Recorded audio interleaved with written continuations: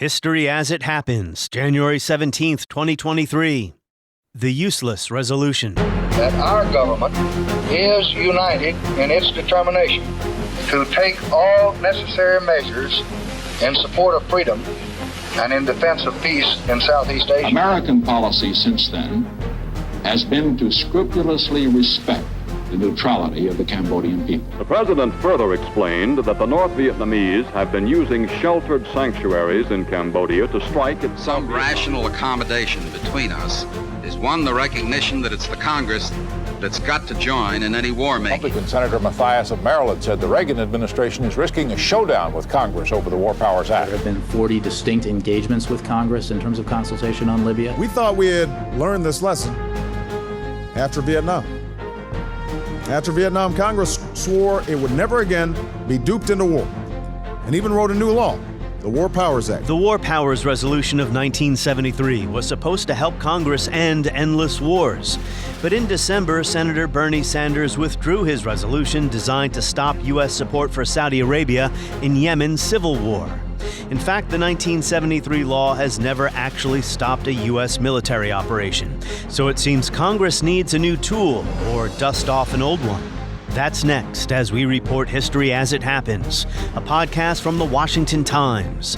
I'm Martin DeCaro. More than 1 million suspected cholera cases have been reported, representing potentially the worst cholera outbreak in world history. That is what is going on in Yemen today as a result of the Saudi-led war there. Congress shall have the power to declare war. Congress, not the president, not the Pentagon, not someone else within the executive branch of government, but Congress. Yet, in 2015, then President Obama initiated our military involvement in Yemen and did so without authorization from Congress. On August 4th, 1964, President Lyndon Johnson went on national television to tell the American people about a serious incident in Southeast Asia. U.S. Navy destroyers operating in the Gulf of Tonkin had been attacked twice by North Vietnamese ships. This new act of aggression, aimed directly at our own forces, again brings home to all of us in the United States the importance of the struggle for peace and security in Southeast Asia. The first attack on the USS Maddox did happen but caused no harm. 2 days later, the crew of the USS Turner Joy reported being fired upon by enemy patrol boats, but no such attack took place. And today, the U.S. Naval Institute concludes that once classified documents and tapes, combined with previously uncovered facts, make clear that high government officials distorted facts and deceived the American public about events that led to full U.S. involvement in the Vietnam War.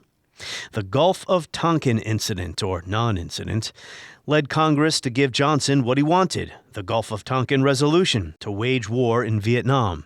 It passed unanimously in the House, and only 2 senators voted against it. And we know how that worked out for LBJ. I shall not seek, and I will not accept the nomination of my party for another term as your president. April 30th, 1970, President Richard Nixon on national television with a large map of Southeast Asia announces he ordered U.S. ground troops to invade Cambodia. Unbeknownst to the American people, Nixon had been bombing Cambodia in secret. A majority of the American people want to end this war rather than to have it drag on interminably. The action I have taken tonight will serve that purpose. The public reacted to the new ground war, or incursion, as it was called, in Cambodia with outrage. 100,000 people marched on Washington. College campuses exploded in protest. On May 4th, 1970, 4 students were killed and 9 wounded when National Guardsmen opened fire on the campus at Kent State University. 3 long years later, as the American nightmare in Vietnam drew to a close, Congress had had enough. It passed the War Powers Resolution over Nixon's veto. The 1973 law requires the president to consult Congress in every possible instance before committing troops to war. The president must notify Congress within 48 hours whenever military forces are introduced. As the letter of the law states, into hostilities or into situations where imminent involvement in hostilities is clearly indicated by the circumstances. And after 60 days, unless Congress votes to authorize the operation to continue, the president must withdraw U.S. forces. So how many times has that happened since 1973? None. Understanding why is our focus here today with historian Jeremi Suri at the University of Texas at Austin, author most recently of Civil War by Other Means, and historian Jeffrey Engel at Southern Methodist University, author of When the World Seemed New. I've read both those books, and you should too. So why an episode about the War Powers Act? Well, for all the legitimate concern about the fate of American democracy, relatively little attention is paid by the mainstream media and ordinary Americans to the way in which U.S. behavior overseas undermines democracy at home. Empire, is it compatible with democracy? How is it possible that Congress, our elected leaders, cannot or will not exercise power to stop forever wars launched by presidents, both Republican and Democrat? Well, in December, Senator Bernie Sanders ceded to pressure from the Biden White House and withdrew his war powers resolution to end U.S. support for Saudi Arabia's war in Yemen, a civil war that began in 2014 when Houthi rebels took Sana'a. The Obama administration began U.S. support for the Saudi intervention. So, 8 years later, the latest attempt by Congress to end our involvement in this shameful war was defeated when Sanders withdrew his proposal but delivered a stirring speech. What does the word hostilities mean? And some will argue that American troops are not out there shooting and getting shot at, not exchanging gunfire with their enemies, and that we are not really engaged in the horrifically destructive Saudi-led war in Yemen. That's what some will argue on the floor today, that we're really not engaged in hostilities. We're not exchanging fire. Well, please tell that to the people of Yemen, whose homes and lives are being destroyed by weapons marked made in the USA, dropped by planes being refueled by the U.S. military on targets chosen with U.S. assistance. The resolution had bipartisan support. Here's Utah Republican Senator Mike Lee. This war in Yemen has killed tens of thousands of innocent civilians, human beings, lest we forget, each one of them possessing innate, immeasurable worth and dignity. This war has created refugees, orphans, widows. It has cost millions of dollars. And believe it or not, at the end of the day, it actually has quite arguably undermined our fight against terrorist threats such as ISIS. If you're interested in learning more about the civil war in Yemen, last year I produced an episode about it titled Biden and the Betrayal of Yemen. You can search for that wherever you find this podcast.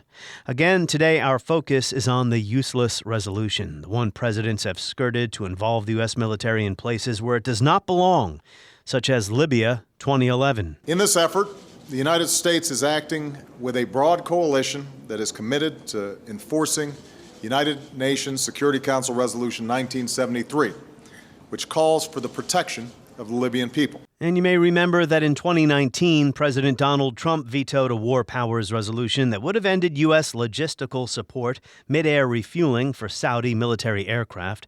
And that veto was one reason why President Biden, shortly after taking office after Trump, made this promise. And to underscore our commitment, we are ending all American support for offensive operations in the war in Yemen, including relevant arms sales. Well, it turns out defensive bombing by Saudi jets can kill people as effectively as offensive bombing can. A ceasefire ended in October. Full-scale war has yet to return to Yemen, but it seems clear to me the war powers resolution is not working. Jeremi Suri, welcome back. Nice to be with you, Martin. And Jeffrey Engel, welcome back. Always good to talk to you. So, Jeffrey, before we get into this subject, I met Mr. Suri in person last year. I went to his book event at Politics and Prose here in Washington, and I sat in the audience, and I wasn't sure if he recognized me sitting there because, we've only seen each other over Zoom mostly. So after the event, I walked up to him. I said, Professor Suri, and before I could even introduce myself, he said, "Young man, no autographs unless you buy my book." I'm surprised there was only one copy. Yeah, I think I said you need to buy at least 5 copies, right? That's right. No, that did not happen. But I did meet him. It was great to meet him. Too bad you couldn't be there. And I did, of course, read his book and had him on the podcast to discuss it. Jeffrey, have you read your friend's book? I have, as a matter of fact. Okay, good. And he has graciously spoken about that book up here in Dallas at the Center for Presidential History. And it was wonderful every time I get to introduce Jeremy, because I know as soon as I'm done introducing, I don't have to worry. That's right. He's such a pro. That's right. Well, it was a wonderful event, Jeff. I was really honored to be there. I'm glad you guys have been able to connect in person as well. Okay, so let's get down to business. For all the concern, legitimate concern about the fate of American democracy, the health of our republic, in my view, this issue that we're going to discuss here is as important, maybe more important than any other, but it receives far less attention than it should. I mean, it's sporadic. Last month, Bernie Sanders withdrew his war powers resolution on Yemen. But the issue is really the military-industrial complex, the state of permanent war, the national security state that erodes democracy. I mean, the first time, Jeremy, you were on the podcast, we talked about Eisenhower's warnings about the military-industrial complex. So why don't we begin there on this broader issue and why it doesn't receive more constant attention? Well, I think one of the challenges in our society, Martin, and I think Jeff will have a lot to say about this, particularly when we talk about the wars in Iraq and Afghanistan and elsewhere, but one of the real challenges is people presume a certain deference to the president on issues of war. There's a presumption that because the president is commander-in-chief, the president should make these decisions, and our entire rhetoric of war and foreign policy presumes that, when in fact, as we all know, as a democracy, it's not supposed to work that way. But that's just the way we structure our conversations. The media plays into that because it becomes a discussion of Biden versus Putin rather than American democracy versus Russian aggression. And so I just think the structure of our conversation and the perceptions and the habits of thinking have unfortunately reinforced bad behavior. And I don't think the public is clamoring for an end to U.S. support for the Saudi war in Yemen either. Jeffrey, your thoughts? Two thoughts. I mean, first of all, that's actually a good thing in the big scheme of things that the public is not clamoring for change in this, because the only time the public is concerned enough with foreign policy to clamor with change is when something's gone really, really bad. So we are living, especially in the post 9/11 world, with a steady background hum of military activity.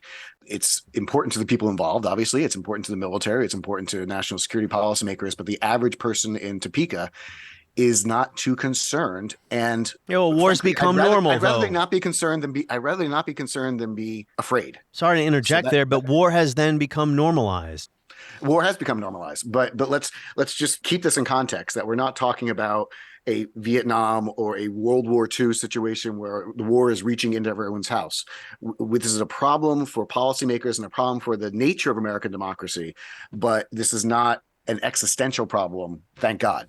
So that's the first point. The second point is the rise of the presidency, the rise of the imperial presidency, of course, as we've discussed before, and the rise of the unilateral president today is, I think, intrinsically intertwined with the politics of impeachment that we saw last term, because essentially you must remember that any discussion of presidential powers is a political discussion.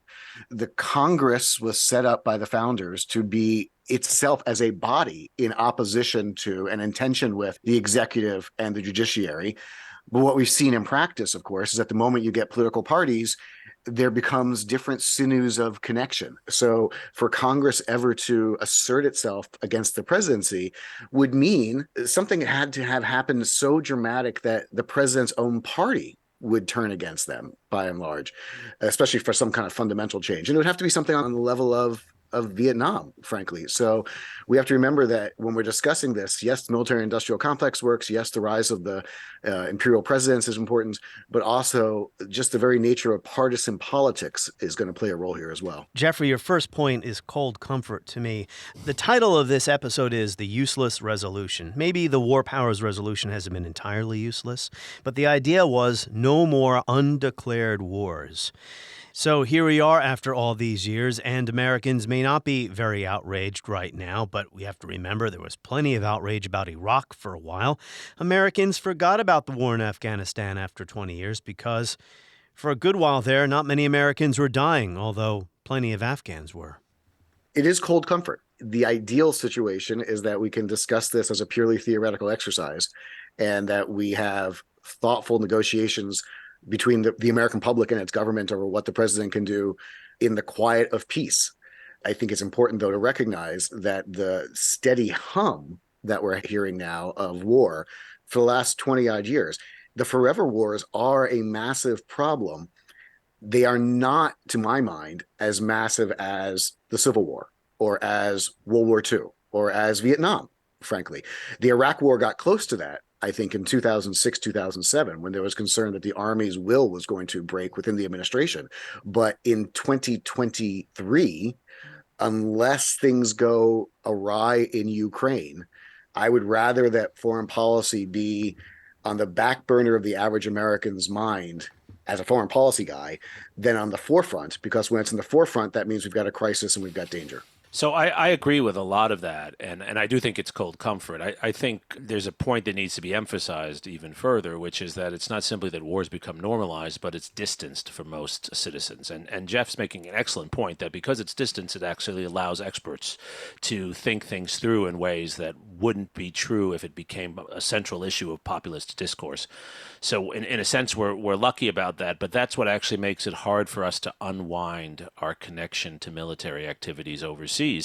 It's part of the economic daily routine of our society that members of Congress actually lobby the Defense Department to spend more money on different weapon systems and to put more money into the military in one form or another because it's crucial to the economies in their constituencies, in their districts. And beyond that, it's now common for the United States to fight foreign wars where the average citizen is not serving and where the average citizen really doesn't feel the effect of it. That's a huge point, yeah. That's what makes it very hard to unwind presidential decisions that get us involved in conflicts that we don't want to be involved in. And so Jeff is right. It would probably be worse if this was an issue that was demagogued in the way that gun ownership and healthcare and other issues like that are demagogued in the public.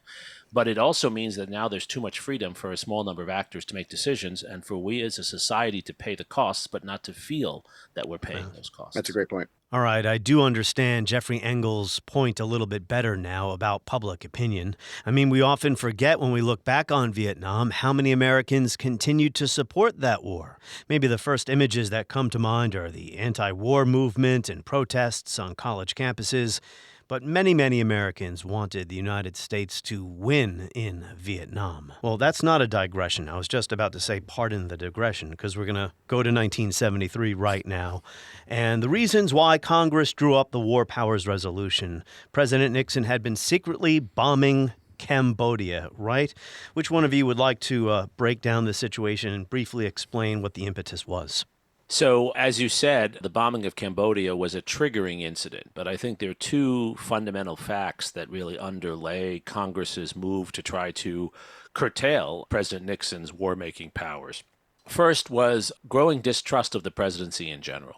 By early 1973, members of Congress, this is before, in fact, the full Watergate fruition, but then as we come to the fruition of Watergate in the months around the War Powers Resolution of November 73, you see members of Congress gaining more and more suspicion, even Republicans, about what's happening in the White House, distrust of White House policymaking, White House briefings, and a sense that Congress needs to step in to limit the misuse of power, the abuse of power by the presidency. And the War Powers Resolution is part of an ongoing discussion about that. Second, you have a growing anti-war movement in the United States. As you said, Martin, there's never a moment when a majority of Americans want to pull out of Vietnam. But by 1971, 72, you reach a point where the majority of Americans are deeply unhappy with the war. Some want to leave the war, some want to escalate further. There's no consensus on what to do, but there is widespread agreement that the war is being mismanaged and that Congress is not doing enough. And members of Congress use the discussions of war powers, both Democrats and Republicans, to try to show their constituents that they're actually stepping in to try to make a difference. So it is actually one of those moments that Jeff referred to where, in fact, this does become an issue of discussion. And members of Congress are, quite frankly, struggling to find something they can do to show their constituents that they're trying to make a difference. It is the War Powers Resolution put forth by Democrats. It is a partisan measure, but it does take on large support from the Republican Party as well. It's important to note that the resolution is vetoed by the president, and the veto is overturned by a 2/3 vote. So this shows that it is a truly bipartisan measure, which is something, by the way, that Richard Nixon and Henry Kissinger will never admit. But it is a bipartisan rejection of what is perceived as their mismanagement of a war and their abuse of power with regard to Congress. Because in 1970, Nixon orders U.S. ground forces into Cambodia, which was a neutral country, although it was being used by the North Vietnamese to traffic troops and arms down through the Ho Chi Minh Trail into South Vietnam. And that wasn't a secret. It was the bombing that had been going on, which was a secret, although I often wonder, how do you keep that much bombing a secret? But Jeffrey Engel, Nixon's explanation was one that we've heard from other presidents in different sets of circumstances, that you're taking away my authority under the Constitution. Not only taking away my authority under the Constitution, you're limiting my ability and capability as commander-in-chief, not only to prosecute America's conflicts, but also to keep America's soldiers safe. Think back on the logic of the bombing of Cambodia, which I think we all agree was horrible, but you can see why it would be persuasive to someone whose son, at that point, I was going to say son or daughter, but at that point, largely son was on the front lines of the fight in Vietnam and knew that the arms were coming down a trail that we had identified. You would want the president to bomb it. I mean, this is the same problem that was faced by American commanders in Korea, that there are political lines that do not always overlap with the battle lines of a conflict. So Nixon had essentially a reasonable philosophical argument that he was trying to win the war. And as Douglas MacArthur and others had said historically, when you go to war, you should go to win. Congress, of course, didn't like the secret illegal part in particular. Yes, secret, illegal, bombing a neutral country. Many civilians were killed. And members of Congress also were very much moved by, and this needs to be said, by the protests at home at that point, because it is the bombing of Cambodia that triggers some of the worst, most widespread anti-war protests, including in Republican districts. And so this is, again, comes back to Jeff's really important point about public opinion earlier on. It's not just that members of Congress are reacting to the war, they're now reacting to public opinion that is uniquely engaged at this moment and wanting to see something done. There were many steps on the road to 1973.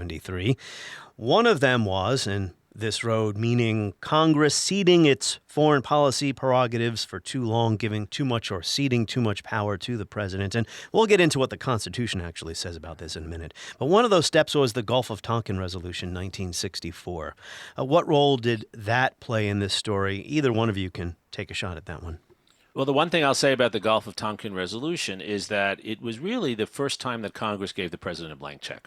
You could argue that de facto presidents had taken on that role. But Congress with the Gulf of Tonkin Resolution, without declaring war, was basically saying that they would give the president the ability to respond militarily however he felt was appropriate in that circumstance. And it reflected what we might call the early Cold War mentality, which was a presumption that the United States had to be prepared for forward defense and that presidents should be trusted, basically on the model of FDR. Of course, the difference is Franklin Roosevelt was operating under a declaration of war.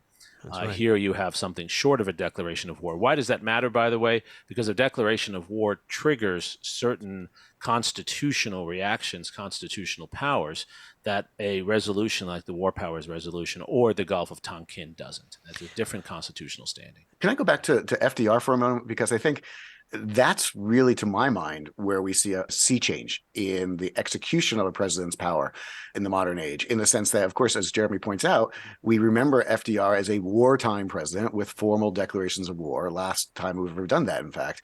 But FDR was pushing hard to try to engage the United States in war, not necessarily against congressional will, but because of congressional debate, because of congressional ambivalence. We have to remember that before Pearl Harbor was, I would argue, one of the most divisive times in American foreign policy. In fact, you don't need to take my word for it. You can look at Arthur Schlesinger, Sr. All the neutrality acts between 1935 and 1940. I think there were 5 separate pieces of legislation, if I'm not mistaken. Yeah, and he noted that the foreign policy debates in that period were fiercer than any other he had ever experienced in his entire life, which included the Vietnam era. Roosevelt, of course, believes that the United States is ultimately going to need to get involved in World War II. There's a lot of congressional debate over the size of the military, over the size of the draft, over how much lend-lease or how much leasing you can do, how much loaning you can do, what kind of loaning. I think a 2-month debate in Congress about lend-lease. Took about 2 months to debate that bill. Go ahead. Yeah, but all of that's secondary to the fact that Roosevelt was simultaneously making agreements to have American naval power shepherd British ships in the Atlantic. We had already lost by Pearl Harbor at least one vessel, the Reuben James, to German torpedoes. Others had been fired upon. And we were essentially in a shooting war at presidential discretion alone, I would argue, by early December, late November of 1941 in the Atlantic. And Pearl Harbor, of course, changes the entire dynamic. But Pearl Harbor, I think, obscures the fact that Americans never really resolved this great debate. If the country was split 50-50, probably more 60-40 by December of 1941 over what to do, Pearl Harbor overnight changes it to 99% to 1. And we never, as a people, resolved the debate on what the president and what our president's role should be in terms of war powers, because Roosevelt's blank check gets written by Congress soon after. So let's remember that Roosevelt is one who had pushed presidential power to engage in military conflict, I think, as far as anyone in American history without a declaration of war. I agree that World War II marked a sea change there. Go ahead, Jeremy, before my next question. I was going to say I agree as well. I think there are multiple steps on this road to the world we're in today. I think that helps to articulate what's different about the Gulf of Tonkin.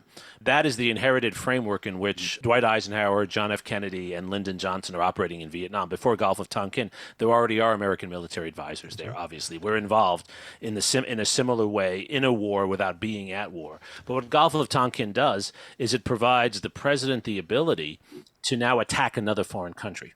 Not to aid one country, as we were doing before, but now to attack a foreign country, to mobilize American force, to mobilize American society without a declaration of war at his discretion.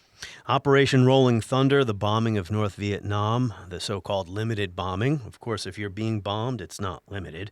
And then in March of 1965, the Marines land at Da Nang. But as you both said, we were involved in Vietnam for many years, both before and after Gulf of Tonkin. We're going to get to Kennedy in 63. Possibly here. But I think you both anticipated my next question.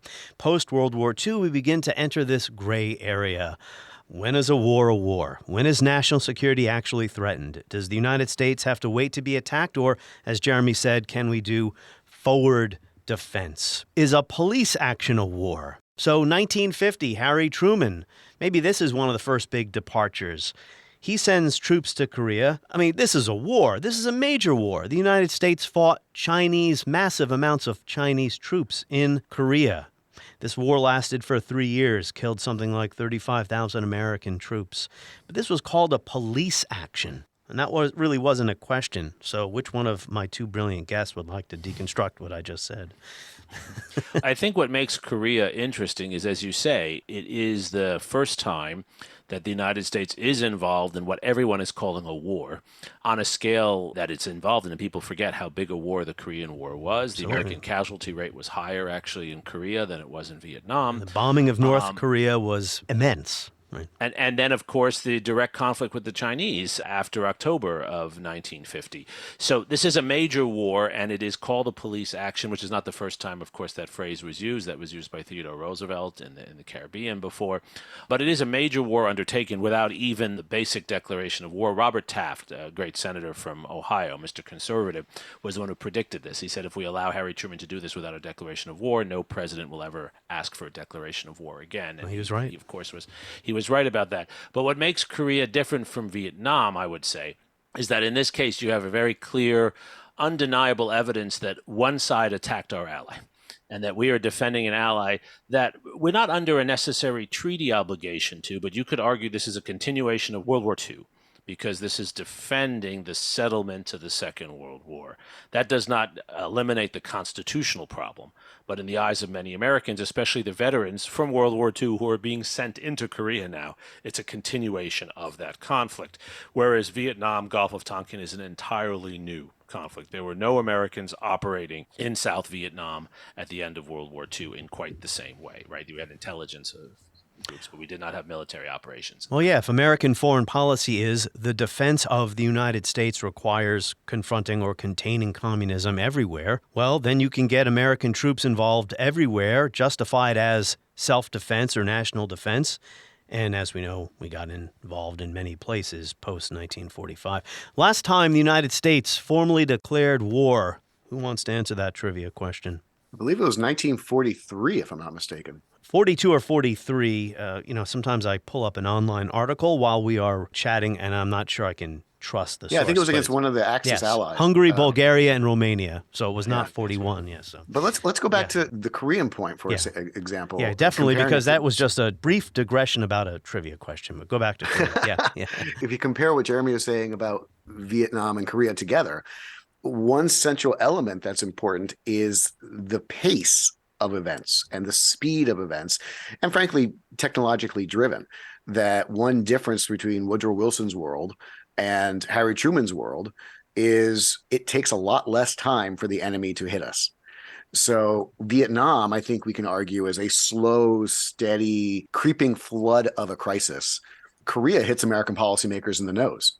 And so when Americans act in Korea, it's under the presumption that the president has to act right now, ! Because our troops are already engaged.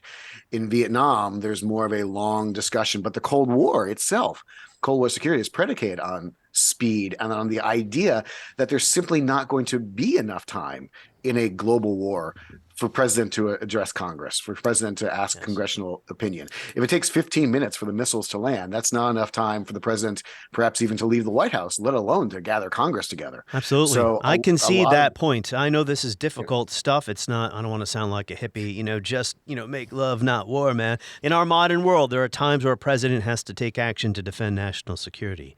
I'll give you the hippie part of it, which is any president can at any time use that almost irrefutable argument to justify what they want to do. Certainly after 9/11, we saw that. The crisis is so great, I must have the speed to act.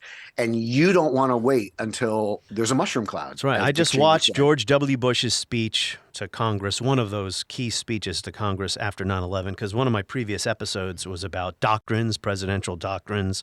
Sorry I didn't have you guys on to talk about that one. But anyway, he talking to Congress about you're either with us or against us. Now, this war will not be like the war against Iraq a decade ago, with a decisive liberation of territory and a swift conclusion.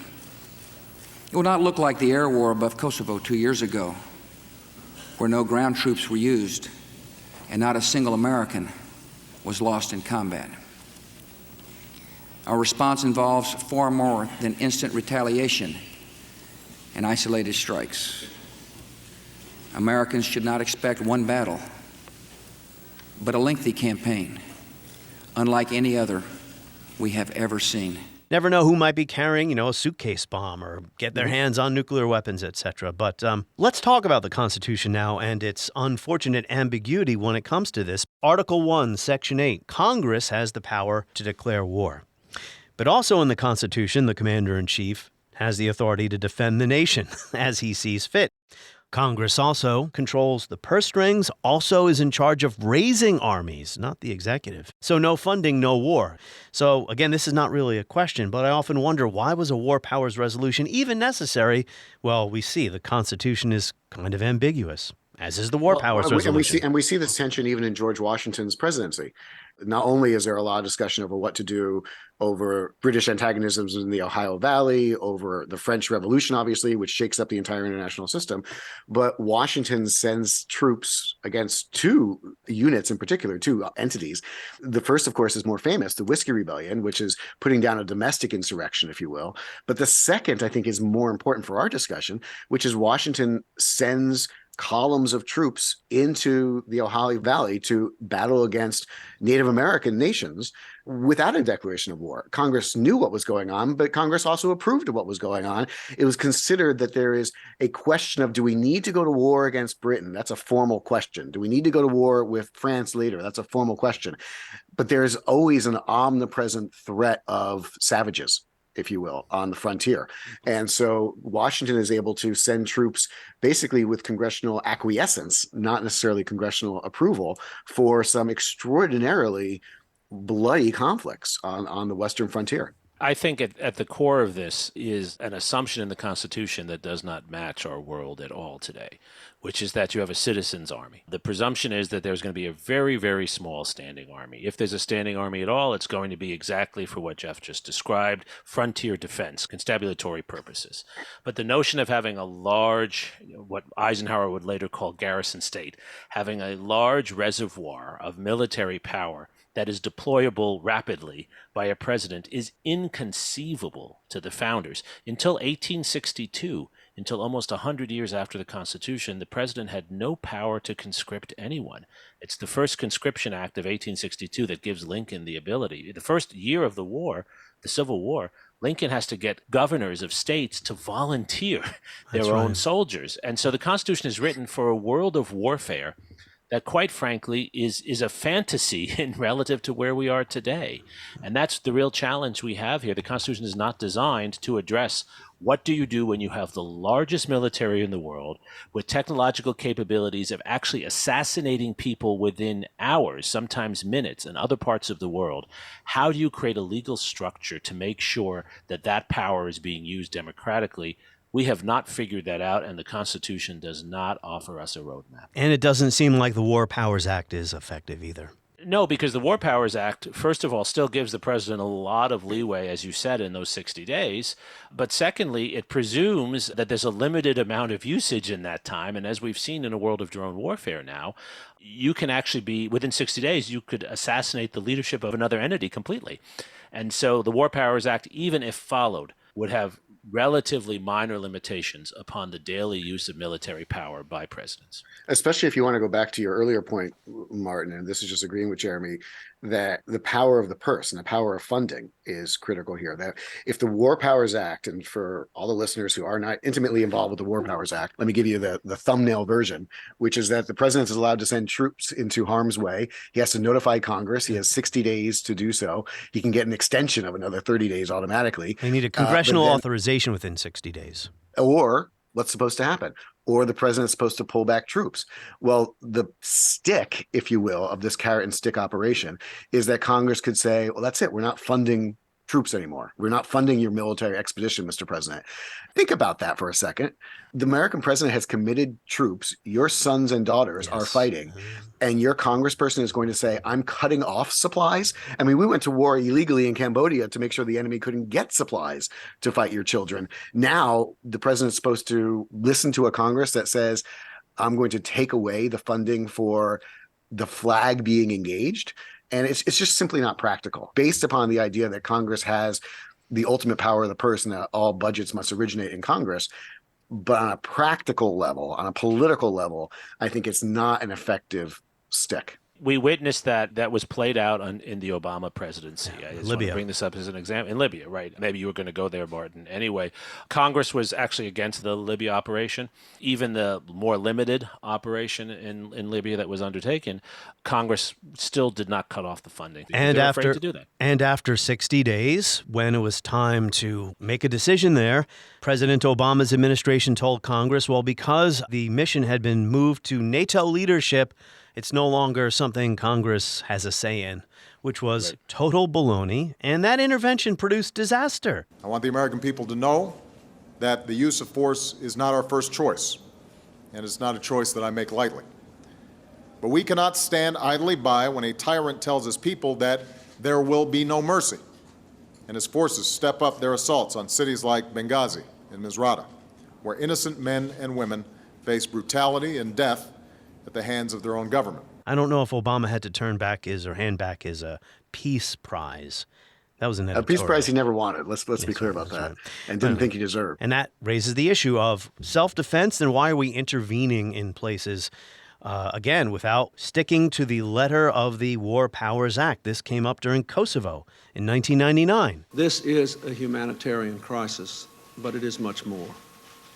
This is a conflict with no natural boundaries. It threatens our national interests. If it continues, it will push refugees across borders and draw in neighboring countries. It will undermine the credibility of NATO, on which stability in Europe and our own credibility depend. And it came up explicitly in 1990-91 in the first Gulf War. Remember, of course, it's very similar to Korea in the sense that there is, from American perspective, largely a shot out of the blue when Iraq invades Kuwait. There were some rumblings, there were some worries, but people were still taken aback that it actually happened.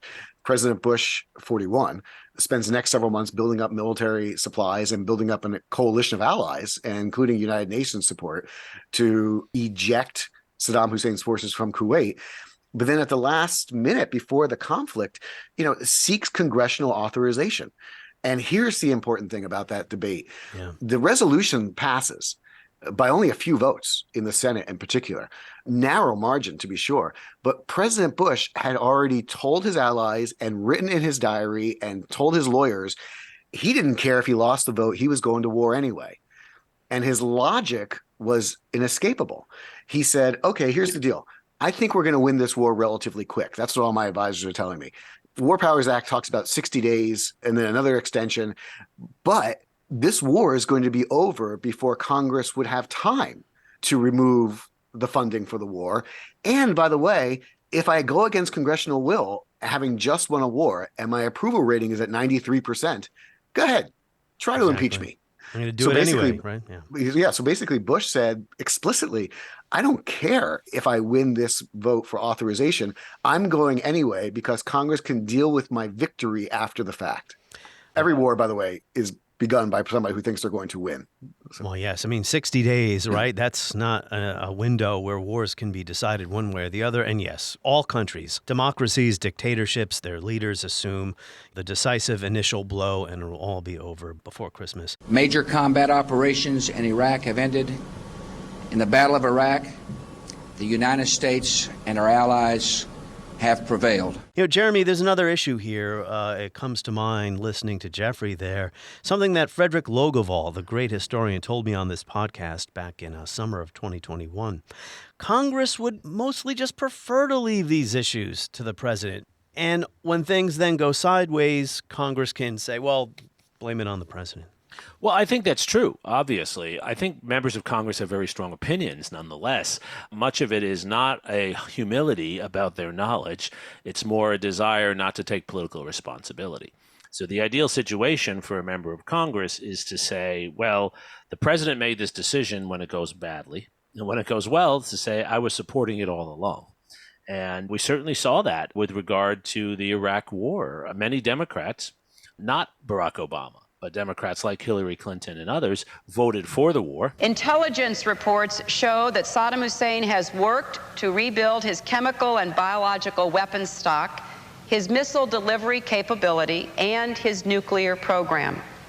He has also given aid, comfort, and sanctuary to terrorists, including al-Qaeda members. They were enthusiastic supporters of it and then became arch critics of it thereafter and blamed President Bush. And the fact that they had voted for it was actually problematic for them. It's one of the reasons that Barack Obama defeated Hillary Clinton in the Democratic primaries in 2008. Barack Obama was in a better situation not having voted for it. And so if you're a member of Congress, what you prefer is not to have to vote up or down, just to leave it to the president. Yeah. Well, and let's remember the specifics here. It wasn't that Obama voted against it. Obama wasn't in the Senate when that was it. So Obama was in the enviable position in 2007, 2008, running for president, of being able to say, had I been there, I would have done the morally right thing.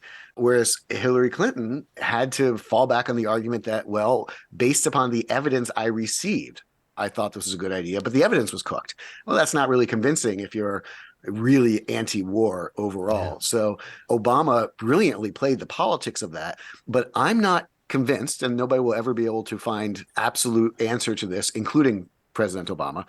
I'm not convinced that President Obama, Senator Obama, if you will, had he been there in 2003, wouldn't also have voted for the resolution of war, because frankly, that was the politically expedient and useful thing to do, especially after 9/11, when we still have a sense that the troops need to be supported. So Iraq. So here's a situation where Congress does do its job under the letter of the War Powers Act, right? They did authorize the use of force for the war in Iraq. That authorization is still in effect, has been used to send American forces all over the place that have nothing to do with the Iraq War. So Jeffrey Engel, take it away. You wanted to discuss the Iraq War in this context here. Well, and in fact, just to complicate it even further, most of the military action that we've seen in the forever war since 2001 do not result from the authorization of the Iraq War in 2003. It results from the authorization to combat whatever just hit us after 9/11. And if you are framing an open-ended conflict, the resolution after 9/11, that, and I'm paraphrasing here, that says the president can use force to defend us against an enemy that we're not sure who they are or where they are or how long they're going to last. That's a pretty open-ended authorization. It's still in effect. I think we need to go back and unpack just one tiny complexity of the 2003 resolution. That it's very easy for people to, and myself included, to criticize those senators, especially those Democratic senators, although I think it should be bipartisan, who voted in favor of the authorization. But remember the logic of what they actually were voting for. They weren't actually voting to use force. Technically, what they were voting for was to give the president the diplomatic tool to say, I can use force. Now, the effect may be essentially the same, but the legality, the technicality is actually quite important, that the Congress did not authorize war, did not have to take that step. Rather, it was to ensure that the president, in the buildup of trying to get Iraq to give up the non-existent WMDs, that the president was able to say, I've also got the stick, I've also got the hammer of the American military, and I have Congress's approval to use it. That is different than Congress approving the war, though in the political realm, it only gets remembered and interpreted as Congress authorizing the war. Yeah, I think I got my authorizations mixed up there, Afghanistan, Iraq, but the point still obtains. I mean, here we are 20 plus years later, and well, it needs to be said how bizarre that is, that we have authorizations for military force in the aftermath of 9/11 in what is a different world, a world honestly now that my undergraduates were not alive for in many cases.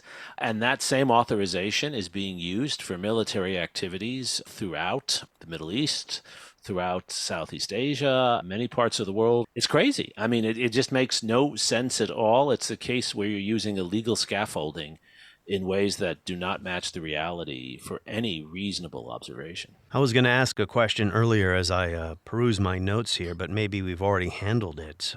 We don't have to go back over it again. But why doesn't Congress declare war anymore? 2 points, if I may. The first goes back to my original point, which is thank God Congress doesn't declare a war anymore. Because if we got to a point where Congress had to declare war, lots of really bad stuff have happened. To make up an analogy on what do you mean by that? Well, to make up an analogy on the spot, if what we currently have is an authorization that Congress says if a small wing of our house of the National House catches on fire, the president is authorized to put it out. A declaration of war is the house has burned down. Now what do we do about it? And I'd rather have the first argument than the second. So I'm saying two things at once, contradictory. I wish Congress would reassert its ability to govern the use of military force by the country, period. I also am glad we've not had a crisis where Congress has felt necessary to have a war resolution. But secondly, I think it's really important to note that Congress doesn't declare war anymore because there's no upside to Congress for doing it because of the politics. But we're fighting endless wars anyway without a war declaration. So if these things came to a vote, maybe we would stay out of them. I don't know. Maybe no, not. but we're doing so first of all, I don't think that vote would pass. Second of all, it's in a bipartisan fashion. Remember, we've had Republican and the president would go ahead Democratic anyway with what he wants to do. So we've had presidents, Republican and Democratic, use the same authorization of military force, which means for Congress to override the president on that, you'd have to get complete bipartisan support. By the way, that phrase doesn't work in Washington anymore. You can't get bipartisan support on what day it is, let alone the fact that we should reel a president in. So when President Obama sends troops into Libya, we know that most Democrats are going to line up behind him without knowing any details. When President Bush sends troops into Iraq, we know most Republicans are going to line up with him. So the politics of this means that Congress not only is disincentivized for the reasons we discussed earlier, that there's no win for Congress in getting into this fight. The truth of the matter is there is not the political will to override any president, because here's the dirty little secret. The next president's going to be of the other party probably, and he's going to want to have those powers too. I agree with a lot of that, but I see it as slightly differently, though. Congress doesn't declare war because Congress doesn't want to take responsibility. I think that is a bipartisan thing, actually. That's one of the few things that both parties agree on, that they don't want responsibility. Good point. If Congress declared war, it would have certain benefits for our country, right? The first is if you declare war, you actually have to outline certain objectives. Who are you fighting? For what purpose? And that would mean there would be at least some implicit, some legal end to that war. So if we were at war with Saddam Hussein and Saddam Hussein were overthrown, ostensibly the war would be over as such, right? The problem with the AUMF, so the Authorization for Military Force, is that they don't lay out clear objectives. They simply, as Jeff described so well, they provide presidents authorization to do things at their discretion. A declaration of war is more tailored to a particular purpose, a particular enemy.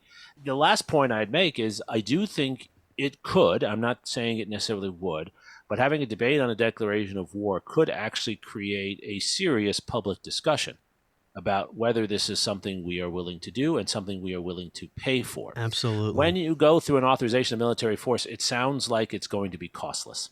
Yes, and that's the problem. Now, I'm on Team Suri on this one. Sorry, Jeff.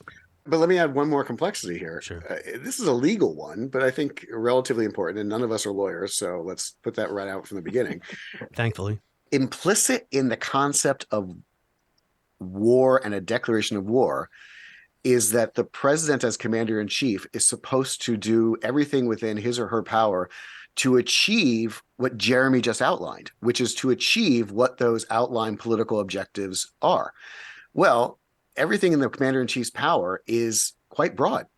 One way to look at the story of Korea, one way to look at the story of Vietnam is in both cases, we see presidents, more Johnson than Nixon, who are primarily concerned with not expanding the war. So that, think back to the Korean example, just to flip examples. The major controversy that we always teach our students about from the Korean War is, of course, the firing of General MacArthur. Well, what was at the base of the firing of General MacArthur? For those of your listeners who don't recall, General MacArthur started talking about using atomic and nuclear weapons against the Chinese because A, we're fighting the Chinese, and B, the goods they're fighting us are coming from Chinese ports. President Truman said, please stop talking about that. Then he said, now I order you to stop talking about that. And MacArthur kept talking about it. But embedded in what MacArthur was arguing was, I have troops under my command who are dying. I have military power that I believe can save their lives and defeat the enemy. I should be allowed to win the war. And Truman's argument was that might be good for Korea, but that's not good for the rest of the world. So I think it's important to know that when we declare war, We are telling the commander-in-chief to use everything at his or her disposal. And frankly, not all conflicts require that much power. Yeah, but this actually comes to a really important point, which I'm so glad you raised, Jeff. What is civilian control in this context, right? And this has all kinds of implications. It has implications for January 6th also, when in essence, Nancy Pelosi and Mike Pence become the commanders-in-chief because the president is out to lunch or watching TV or whatever. I think technically throwing his lunch against the wall. Right. So exactly. Catch up. But what a declaration of war would do, one of the reasons I think it's a good idea, despite all of the very, very wise warnings you offered, Jeff, is that it would reassert civilian control. I think one of the problems with an authorization for military force is it's kind of unclear who's doing what. It sort of gives the executive a lot of authority to determine himself or herself how to structure things. If Congress is in control, there's a clear notion that there is a reporting to Congress and that Congress has a role in overseeing the war. And that's actually, I hesitate when I think about the implications of this because there are many members of Congress right now, particularly in the House, who I don't want to have in the role of overseeing wars. But nonetheless, that would reassert civilian control versus what I worry about quite a lot, which is a society where the military is sometimes taking on more authority for itself, not in ways that are unpatriotic, but in ways that often, for a president like Obama or even for a president like Kennedy, sometimes make it difficult for them to control the ways in which our military force is being used. There's a bigger issue here I touched on at the very top of our conversation about what erodes American democracy, the military-industrial complex, and what I call the U.S. empire. The projection of military power, the idea that this is still a useful tool, that we have to intervene in disputes all over the globe, the notion that the world can't be the world without us. That was kind of a jumble of thoughts there, but the idea that we have to continue to fight wars to stay safe when the United States is a powerful and safe country. Our country is still a very safe place to be. I think that's exactly right. And embedded in this problem is that we've militarized our foreign policy. The first tool that policymakers reach for at this point is the military for a couple of reasons. First, it's pretty good. Second, it's easy to say I'm blowing something up as opposed to trying to build something. But third, and more importantly, again, this actually has congressional implicit consent. Remember, the last several budgets that the Pentagon has put forward to Congress for the next year's funding have been deemed by Congress not enough money. That's right. More than Biden wanted. That's why it's called the military-industrial complex. Yeah, I mean, just stop and think about that for a second. The people who are experts and say, we need the following things, and by the way, I would argue the military is rarely underfunded in general, that we need the following things. And Congress, those same Congress people say, no, I'm a dentist from Ohio. I think the Pentagon needs more ships. Now, to Jeremy's point, the Constitution is written to give them that authority. But I do think we should be worried as small d Democrats that our republic, small r, is being militarized so that that is the easiest answer. The constructors of the Constitution would have been aghast at because they presumed large standing armies are anathema to a healthy republic and a healthy democracy. Well, we have the situation now where Congress is actually authorizing larger standing armies than the army wants. Democracy is incompatible with empire. I'm going to put that on maybe on a bumper sticker. Go ahead, Jeremy. I have one more issue to raise with both of you, and then we'll wrap up if you have anything else to say about that. No, I think one of the greatest challenges for democracy is how do you manage a military of the size that we have. And there are many reasons we need that military, even though I think we overspend on the military and have written about this in many places. On the other hand, we're running short of supplies because we're supplying the Ukrainians right now, which I support. So this is the paradox of being in the position in the world we're in, and there's no doubt that not just Americans, many others benefit from the United States, for example, policing the seas and things of that sort. So while I'm not advocating for empire, I think it's too easy to say we should just abandon empire for the sake of democracy. So this is a difficult dilemma we face. My concern is that we have not adjusted our institutions at home to recognize that precise dilemma. And just look at what's happening in Congress right now to see that. We vote and govern so much of our society as if we're in the 19th century. when we're operating on an international and military scale that is 21st century. That's right. War powers resolution didn't work, but it should be one step toward trying to rethink how we should manage our military force and civilian and democratic control over the military. We shouldn't just abandon, as some say, any effort at congressional oversight. That's not what the outcome here should be. It should be a better measure, a more updated measure for managing our military force. One theme of your new book, Civil War by Other Means, is the fundamental problems in our institutions. They need to be modernized. So, final topic, I'd like to hear each of your thoughts on what's going on in Yemen. My view is that this war is a stain on the United States. It's a disgrace.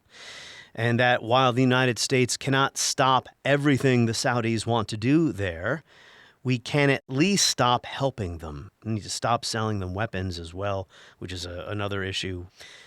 Jeffrey, you go first. Yeah, I think we need a fundamental reassessment of our relationship with Saudi Arabia more broadly. I think the Yemen war is not the problem. The Yemen war is a symptom of a bigger problem, which is that our relationship is out of balance, if you will. And one way, here I'll put on my hippie cap, I guess, one way that would enable American policymakers to exert more leverage against the Saudis would be, of course, to reduce our dependence upon oil, not just foreign oil, because we don't actually get that much foreign oil anymore. Absolutely. But our allies do. Our allies are the ones who are actually getting oil from the Middle East. So as guarantors of the international system, we find ourselves beholden to countries like Saudi Arabia. But let me go back just one step, if I will, because I want to make sure that I at least try to clarify my point. I am an enthusiastic supporter of the American military. I am such an enthusiastic supporter that I don't want them put on a pedestal and given so many resources and tasks that they cannot possibly accomplish.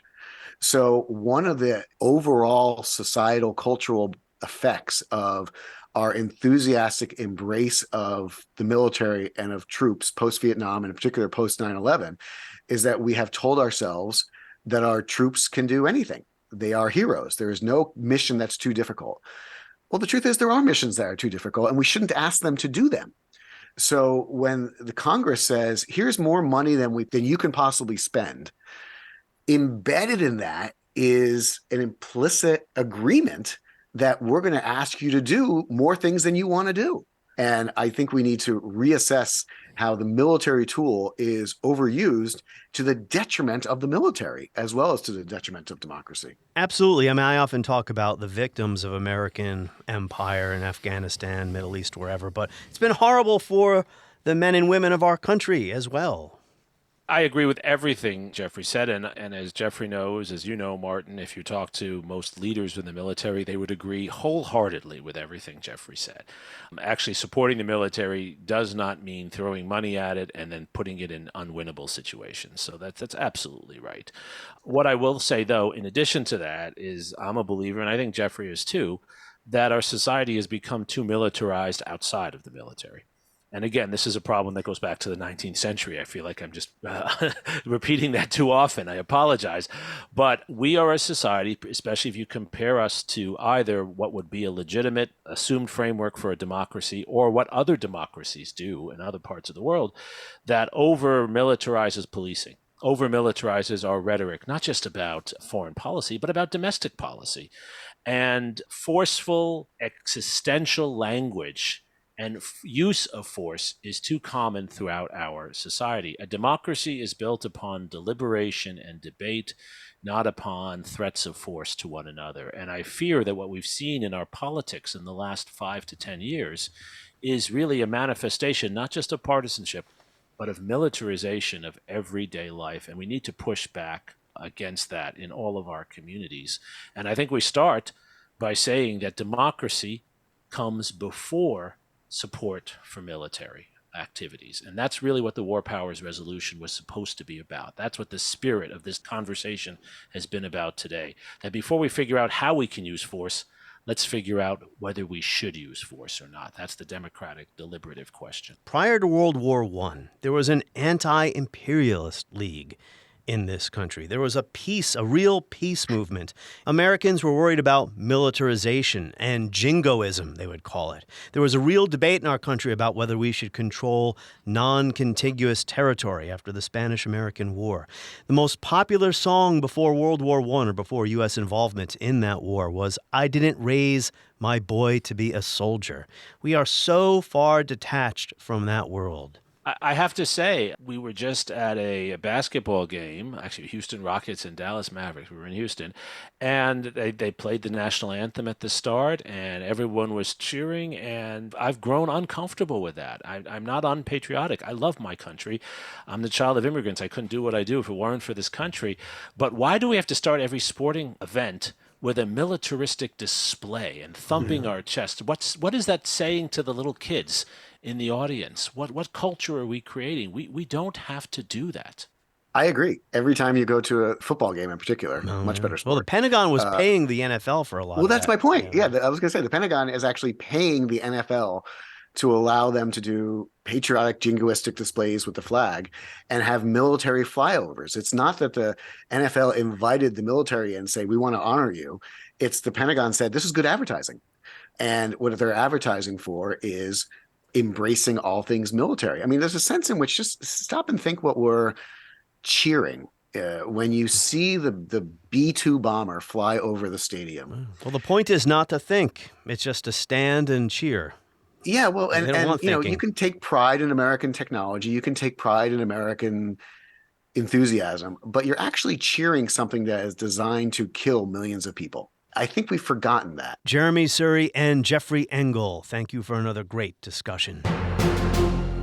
On the next episode of History as It Happens, on the subjects of empire and U.S. foreign policy and endless wars, an interview with Robert Kagan, whose new book on American foreign policy, 1900 to 1941, argues that world order cannot do without the United States.